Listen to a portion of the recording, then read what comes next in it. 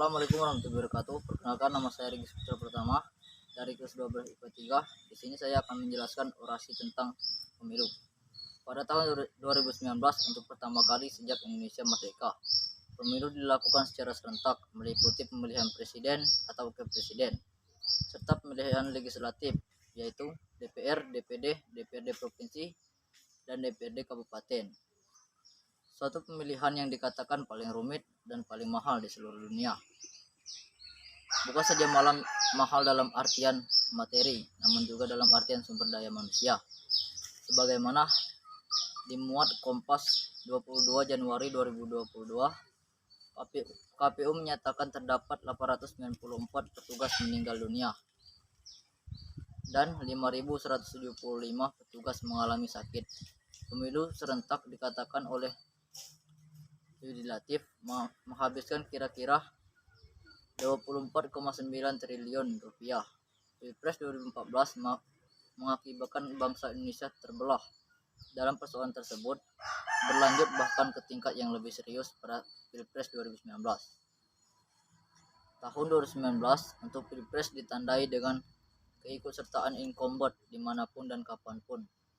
Para incumbent selalu mempunyai peluang lebih baik, antara lain karena dapat menjual hasil konkret yang telah dan sedang dijalankan. Biasanya incumbent akan bertindak secara intensif untuk menghadapi pesaingnya yang menjual gagasan-gagasan guna mengalahkan sang incumbent. Keterpilihan Jimmy Carter menjadi presiden yang mengalahkan Green vote pada Partai Republik.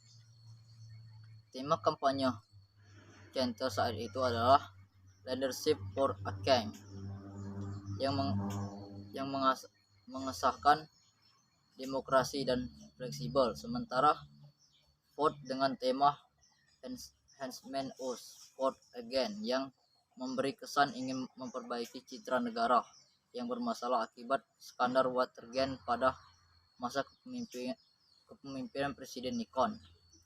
Di Indonesia, Jokowi dan Ma'ruf yang mengusung slogan Indonesia Maju menawarkan visi terwujudnya Indonesia maju, berdaulat, mandiri, dan berkepribadian berlandaskan gotong royong, dan menurunkan visi tersebut menjadi 9 misi, antara lain peningkatan kualitas manusia Indonesia, struktur ekonomi yang produktif, mandiri, dan berbudaya saing, membangun yang merata dan keadilan, mencapai lingkungan hidup yang berkedaulatan, penegakan sistem hukum yang bebas korupsi, bermartabat, dan terpercaya, sinergi pemerintahan daerah dalam rangka negara, kesatuan, dan lain-lain. Dapat terjadi seorang incumbent yang berhasil pada periode sebelumnya dapat kalah dari pesaingnya karena ia sekedar menjual keberhasilan tanpa dasar konseptual platform yang jelas. Namun patut diingat, seringkali rakyat banyak masih dilandasi cara berpikir tradisional, konkret, kontan, dan hal itu menjadi ukuran menentukan kompetensi. Pemilu 2019 telah menunjukkan hasilnya, di mana incumbent terpilih kembali. Namun dalam periode kedua masa jabatannya, pertanyaan-pertanyaan mengenai reformasi hukum kembali mengemuka. Pada 26 September 2022, Presiden Jokowi menyatakan pentingnya melakukan reformasi hukum. Hal ini dapat dimaklumi dan dipahami karena tahun politik dan pesta demokrasi menjadi agenda rutin setiap 5 tahun yang telah menjadi kalender ketatanegaraan negara kita. Seringnya tema yang sama diangkat dalam berbagai forum akademik menjadi bagian dari konsolidasi demokrasi. Bagi masyarakat, Selain tentunya juga bagi kepentingan dunia pendidikan, karena berbicara tentang pemilu dan demokrasi tentu tidak bersifat statis. Salah satu persyarat suatu negara dikatakan demokratis adalah diselenggarakannya pemilihan umum. Mekanisme pemilu merupakan syarat mutlak bagi sebuah negara yang menyatakan dirinya sebagai sebuah negara demokrasi.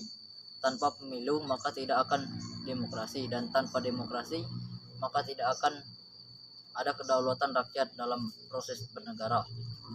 Oleh karena itu, mengapa proses dalam pemilu dikatakan sebagai pesta demokrasi? Karena di dalam proses pemilu, rakyat didudukan pada tempat yang mulia untuk menentukan nasib perjalanan bangsa dan rangka memilih pemimpinnya. Di lembaga eksekutif ada para wakilnya. Di lembaga legislatif, konstitusi telah mengamanatkan agar pemilu harus didasarkan pada prinsip langsung, umum, bebas, rahasia, jujur, dan adil. Langsung berarti setiap warga negara harus menggunakan hak pilihnya tanpa diwakili oleh siapapun. Namun berarti pemilu yang diselenggarakan harus terbuka untuk umum, bersifat transparan sehingga akuntabilitas perlu dapat dipertanggungjawabkan pada publik. Bebas berarti setiap warga negara memiliki hak untuk menentukan hak memilihnya kepada setiap kandidat manapun tanpa tekanan dari siapapun.